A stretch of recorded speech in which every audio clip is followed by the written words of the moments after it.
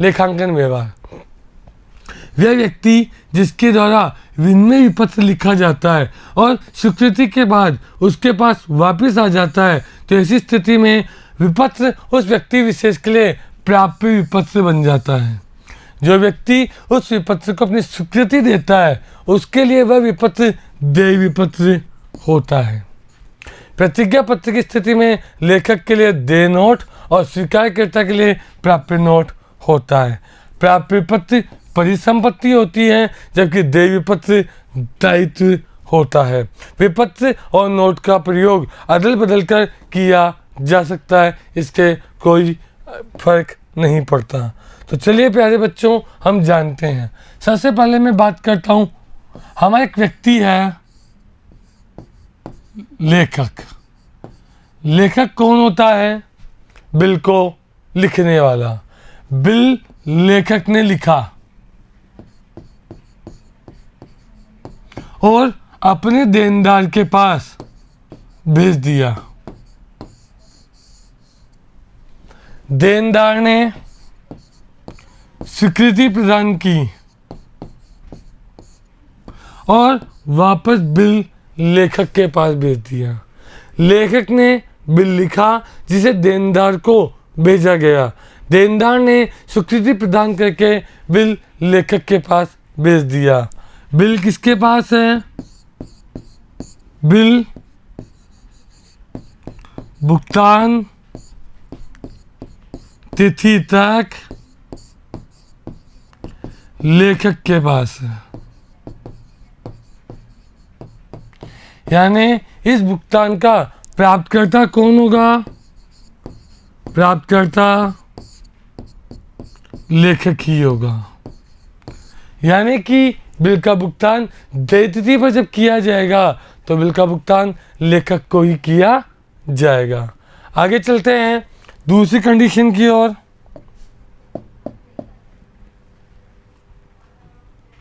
चलिए, पहली कंडीशन में लेखक ने बिल लिखा, देनदार को, देनदार ने स्वीकृति प्रदान की और बिल लेखक को दे दिया। दूसरी कंडीशन, लेखक ने बिल लिखा और बिल किसके पास पहुंच गया? देनदार के पास। देनदार ने स्वीकृति प्रदान की और बिल वापस किसके पास आ गया? लेखक के पास। लेकिन लेखक ने इस बिल को कहाँ भेज दिया? बैंक। और बैंक से क्या करना लिया? बुना लिया। यानी कि बिल को समय से पूर्व बैंक से बुनाना। लेखक ने बिल लिखा, देनदार ने बिल को स्वीकार करके लेखक को भेजा और लेखक ने उस बिल को बैंक से बुना लिया। यह प्राप्तकर्ता कौन हो जाएगा? यह प्राप्तकर्ता हो जाएगा बैंक। अगली कंडीशन, लेखक ने बिल लिखा,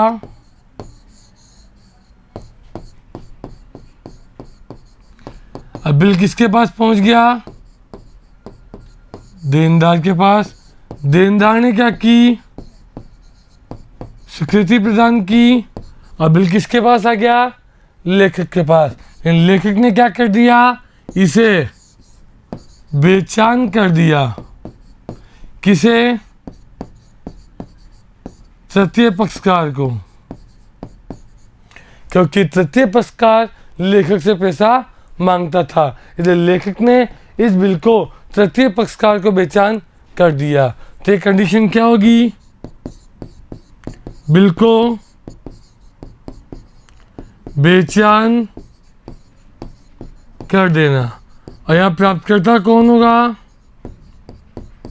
यहाँ प्राप्तकर्ता होगा तृतीय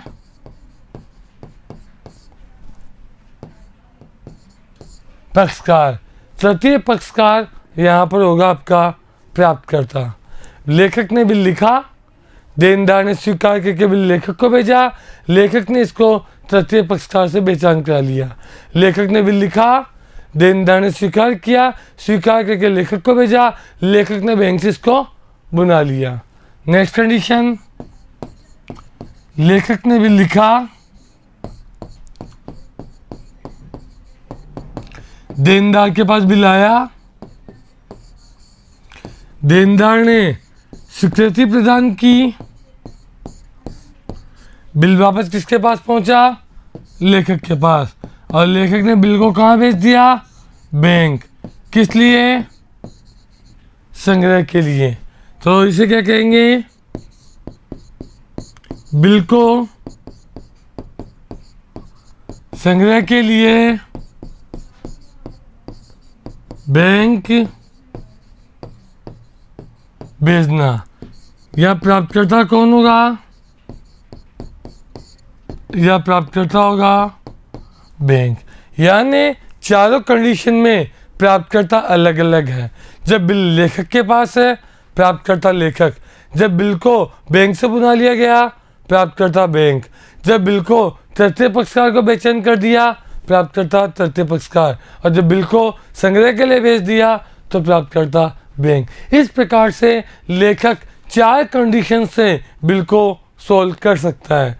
जैसे पहली कंडीशन, लेखक की पुस्तकों में हम प्रविष्टियां देख रहे हैं, परिपक्वता तिथि तक बिल स्वयं के पास रखना।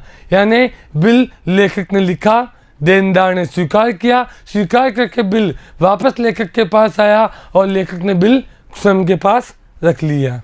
माल का विक्रय करने पर, माल बेचने पर acceptor account DR to sales. Acceptor स्वीकार करता डीआर हो जाएगा, और टू सेल्स क्योंकि गुड्स हमारे पास से जा रहा है। बिल स्वीकार होने पर bill receivable account DR to acceptor. जैसा कि मैं आपको पहले बता चुका हूँ, लेखक के लिए जो बिल है वो तो क्या होगा, बिल रिसीवेबल। जबकि देनदार के लिए बिल क्या होगा, बिल पेबल। लेखक के लिए बिल रिसीवेबल होता है, जबकि देनदार के लिए बिल पेबल। इसलिए bill receivable account debit to acceptor. और जिस दिन इसका पैसा वसूल हो जाएगा, एंट्री होगी केस अकाउंट डीआर, केस आ रहा है टू बिल रिसीवेबल। ये प्रविष्टियां लेखक की पुस्तकों में है। कब, जब परिपक्वता तिथि तक बिल स्वयं के पास है। चलते हैं, परिपक्वता तिथि से पूर्व ही बिल को हमने कहाँ से बुना लिया, बैंक से। एंट्री, माल बेचने पर acceptor account DR to sales, क्योंकि हमने माल को एक्सेप्टर को बेचा।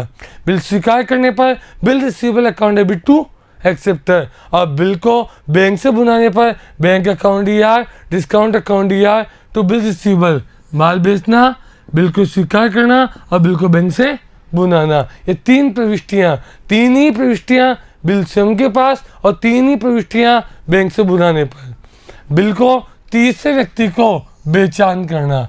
बेचान करने पर, माल बेचने पर acceptor account DR to sales. Bill स्वीकार करने पर bill receivable account debit to acceptor. और बिल को बेचान करने पर endorsee's account debit to bill receivable. यानी यहाँ पर भी 3 प्रविष्टियाँ। बिल को संग्रह के लिए भेजने पर, संग्रह के लिए भेजा मतलब सबसे पहले माल बेचा, acceptor account debit to sales, bill स्वीकार किया, bill receivable account debit to acceptor, bill को संग्रह के लिए भेजा, bill send for collection account DR to BR, और पैसा प्राप्त हो गया bank account DR to bill send for collection. यानी अगर आप नोटिस करेंगे तो केवल लास्ट की जो एंट्री है, विपत्र वसूली, cash account DR to BR, bank से बुनाया, bank account DR, discount account DR to BR, endorse किया, endorsee account debit to BR, और कलेक्शन के लिए भेजा, bill send for collection account DR to BR. यानी केवल लास्ट वाली एंट्री बदल रही है, माल को विक्रय और माल को स्वीकार करने की एंट्री, बिल को स्वीकार करने की एंट्री सेम ही रहेगी।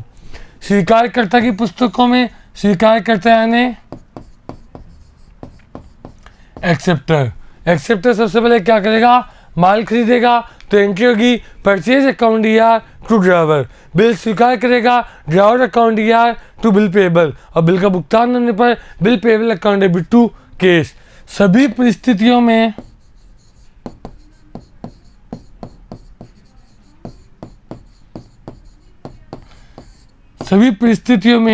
यही प्रविष्टि होगी।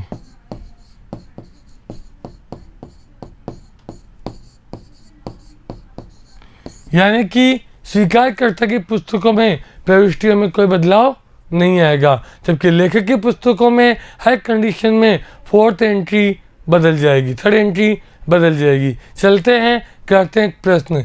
1 जनवरी 2017 को अमित ने सुमित पर 20,000 का उधार माल बेचा। 3 माह की अवधि का विपत्र 1 जनवरी 2017, अवधि 3 माह, यानी कि फरवरी, मार्च, अप्रैल। 1 अप्रैल 2017, 3 दिन, यानी कि 4 अप्रैल 2017। ये क्या आ गई आपकी देय तिथि, परिपक्वता तिथि, जिस दिन बिल का भुगतान किया जाना है। यानी 1 जनवरी 2017 को बिल लिखा गया है जिसका भुगतान 4 अप्रैल 2017 को होना है। अमित ने बिल सुमित पर लिखा, यानी अमित कौन हो गया? ड्राइवर। और सुमित कौन हो गया? एक्सेप्टर।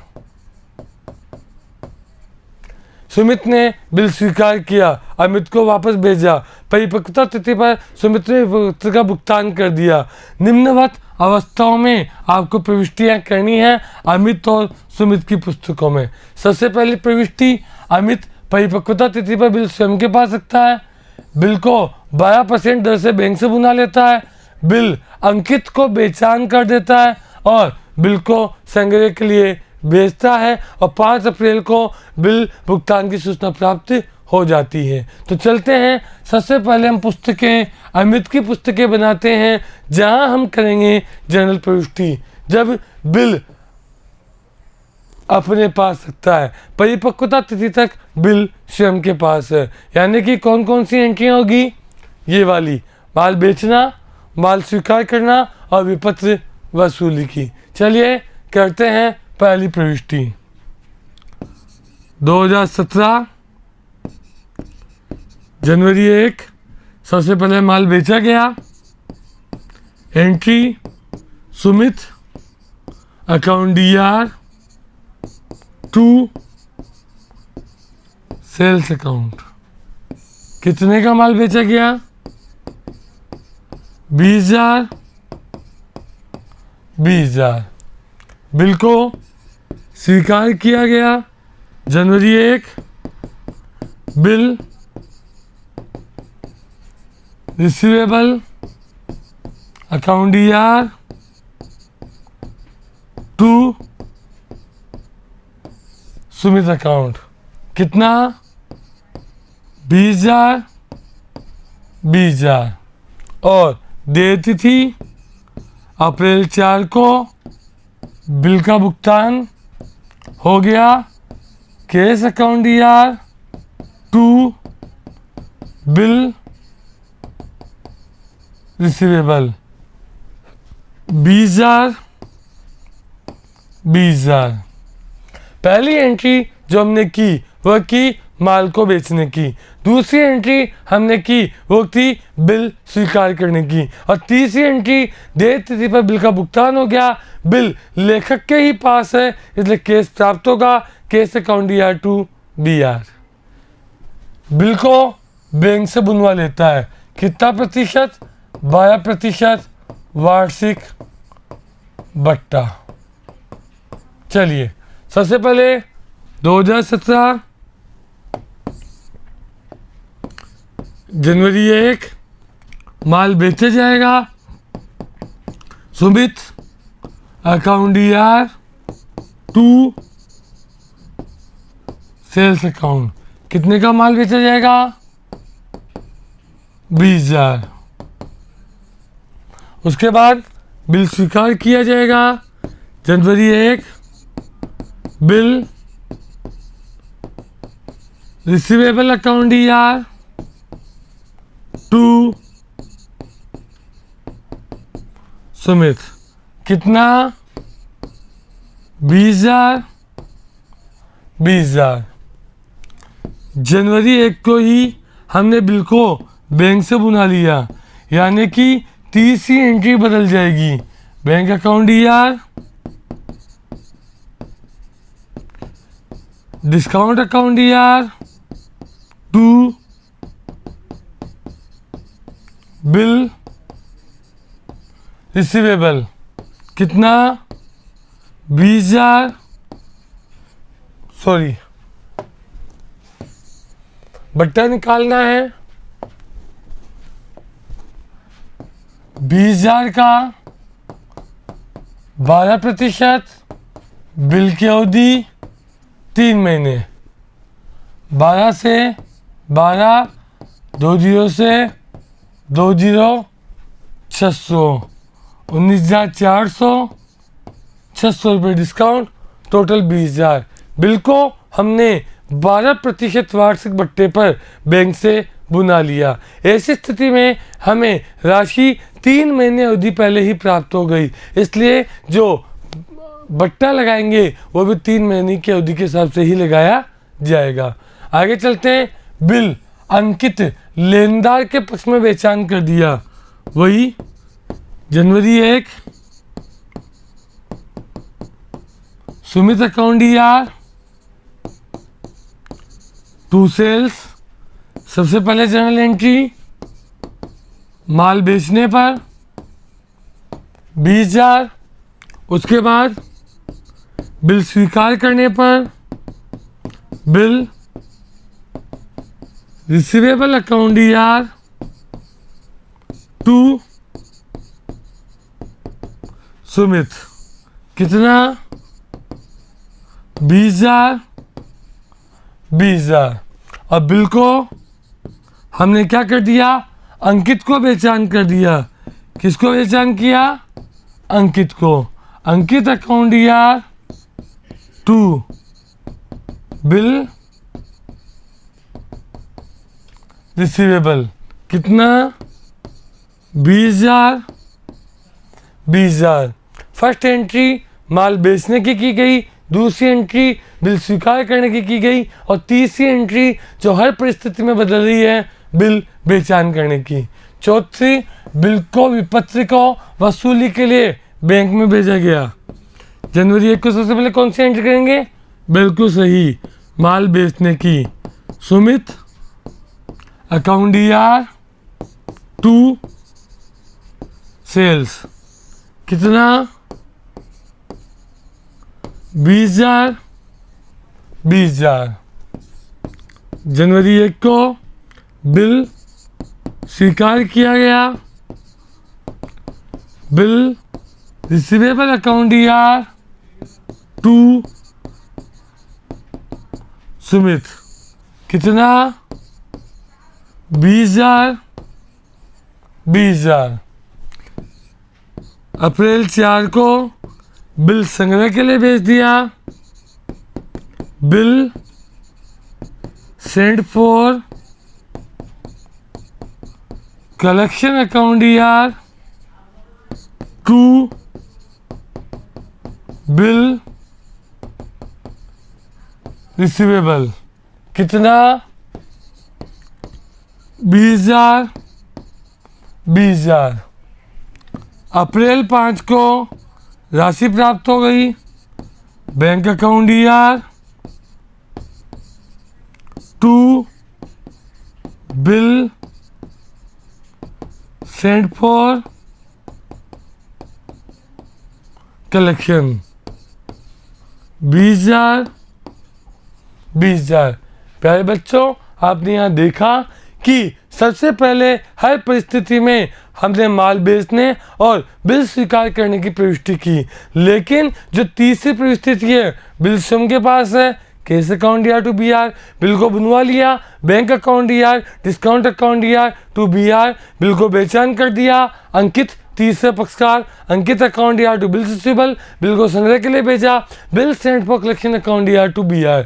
यानी सभी परिस्थितियों में थर्ड वाली एंट्री में बदलाव आ रहा है, बाकी प्रविष्टियां सेम है। स्वीकारकर्ता यानी सुमित की पुस्तकों में सभी प्रविष्टियां क्या रहेंगी? निम्नवत सेम रहेगी। सबसे पहले जनवरी 1 को माल खरीदा,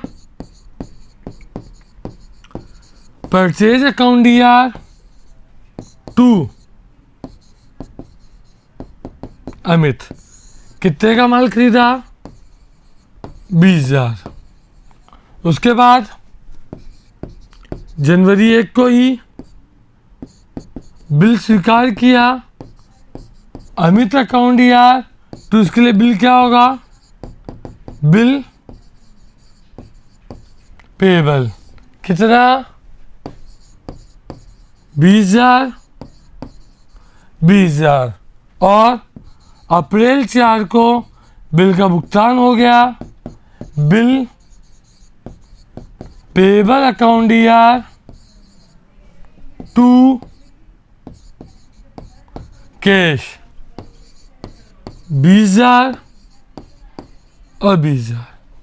यानी कि स्वीकारकर्ता की पुस्तकों में एंट्री में कोई बदलाव नहीं आता, वो यथावत वैसे की वैसे रहती हैं, चाहे बिल स्वयं के पास हो, चाहे बिल को बैंक से बुना लिया हो, चाहे बिल तीसरे पक्षकार को बेचान कर दिया हो, या बिल को संग्रह के लिए बेच दिया हो। ये सभी प्रविष्टियां सेम रहती हैं हर परिस्थिति में। चलते हैं एग्जाम्पल नंबर 2 की ओर। 15 मार्च 2017 को रमेश ने दीपक पर 8,000 का उधार माल बेचा और 3 माह की अवधि का एक बिल लिखा। 15 मार्च, 3 माह, अप्रैल, मई, जून। 15 जून, 3 दिन, 18 जून। क्या आ गई आपकी देय तिथि? रमेश ने दीपक को 8,000 का माल बेचा और दीपक पर बिल लिखा। रमेश ड्राइवर, दीपक एक्सेप्टर। 15 अप्रैल को रमेश ने अपने लेनदार पूनम के पक्ष में 8,250 के पूर्ण भुगतान में विपत्र का बेचान कर दिया। पूनम एंड्रोजर। 15 मई को पूनम ने 12% प्रतिवर्ष की दर पर विपत्र को बुना लिया। परिपक्वता तिथि पर दीपक ने विपत्र का भुगतान कर दिया। रमेश, दीपक और पूनम की पुस्तकों में आपको प्रविष्टियां देनी है। सबसे पहले रमेश की पुस्तकें। रमेश कौन है? ड्राइवर। रमेश कौन है? ड्राइवर। मार्च 15, इसने माल किसको बेचा? दीपक को। प्रविष्टि क्या होगी? दीपक अकाउंट डीआर 2 सेल्स। कितने का माल बेचा? 8,000 8,000। बिल स्वीकार किया गया मार्च 15 को। बिल रिसीवेबल अकाउंट डीआर 2 दीपक। कितना? 8,000 8,000। उसके बाद 15 अप्रैल को इस बिल को अप्रैल 15 किसको दे दिया? पूनम को। Poonam account DR 2 bill receivable 2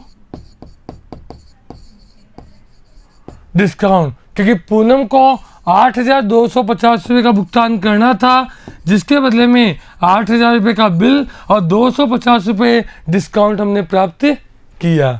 तो ये हो गई ड्राइवर की पुस्तकों में प्रविष्टियाँ। ड्राइवर ने सबसे पहले माल बेचा, बिल स्वीकार किया और पूनम को ये बिल बेचान कर दिया। आगे चलते हैं दीपक की पुस्तकों में। सबसे पहले मार्च 15 को परचेज अकाउंट डीआर 2 रमेश। कितना? 8,000 8,000। मार्च 15 को ही रमेश अकाउंट डीआर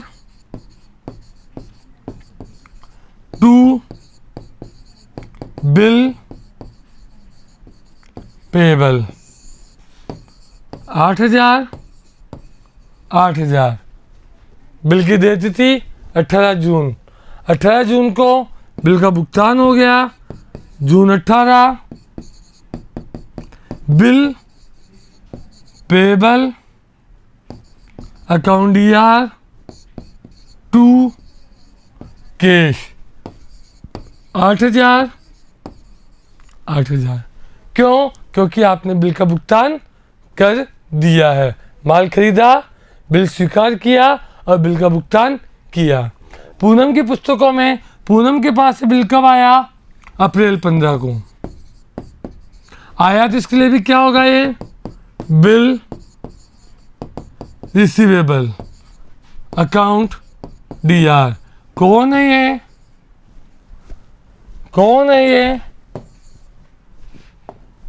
एंड्रोजर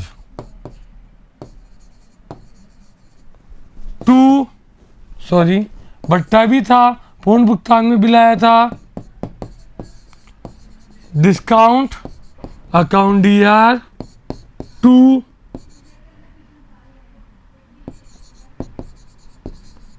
रमेश। 8,000 का बिल, 250 का डिस्काउंट दिया, 8,250 का रमेश से पेमेंट लेना था। लेकिन इस बिल को क्या किया? 15 मई को ही, मई 15 को ही बैंक से बुना लिया। Bank account DR। बट्टा भी है क्या? बिल्कुल 12%। Discount account DR to bill receivable. Bill कितने का? 8,000 का।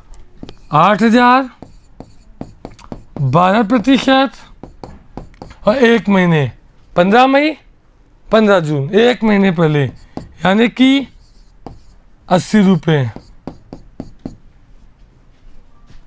80 रुपये 7,920 रुपये प्राप्त कर लिए पूनम ने। तो प्यारे बच्चों, इस प्रकार से आपने विपत्र की लेखांकन प्रविष्टियां देखी।